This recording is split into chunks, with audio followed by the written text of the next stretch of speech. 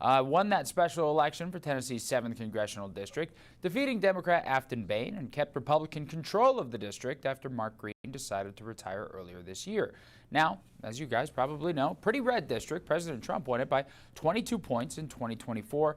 Van Epps' winning margin looks to be about 9 points, smaller, obviously.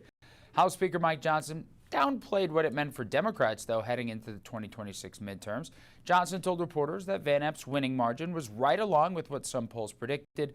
Democrats, meanwhile, say the narrower win shows Democratic momentum heading into 2026. Now, Van Epps' win also gives House Republicans a little bit of a bigger advantage in a very slim, narrow margin that they have control of the House right now, 220 Republicans now, but that's going to change too.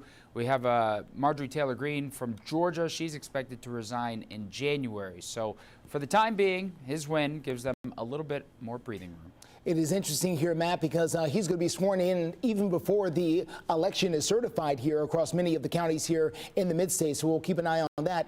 How does this work here, Matt, in Washington? We get a brand new member of the House that's coming in the middle of a session like this. Does he need to hire a staff? Does he already have one? Does he already have an office, transportation? Where does he sleep? How does all this work so quickly?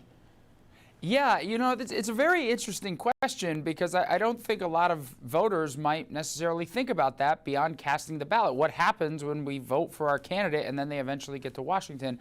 They don't really think about the details, but Van Epps certainly has to think about those details right now. Whether or not he's going to bring his own chief of staff, I don't know. That'll probably be up to him, but that's usually where it starts, the chief of staff, and then they'll sort of figure out the other legislative positions he'll need in his office. There are a number of good congressional staffing organizations here with a number of good candidates that they usually are able to pick from. And considering this is a special election, it's not like under normal circumstances where the election would happen during the midterm year or the presidential year and the swearing in would happen in January and you'd presumably be with a bunch of other freshman members of Congress who would have orientation.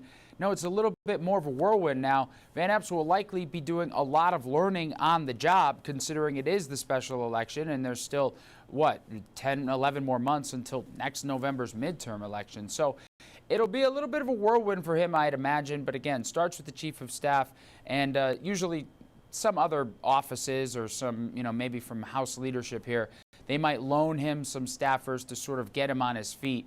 But beyond the swearing-in ceremony this morning, it's going to be a lot of work for him to probably feel right and get his feet on the ground as he gets to Washington today. Wow, excuse me, hi, I'm your new neighbor. Do you mind if I borrow someone to answer the phone for me while I go to this meeting? Exactly, yeah. Exactly. Matt Galka this morning there in Washington. Thank you, sir. We appreciate it.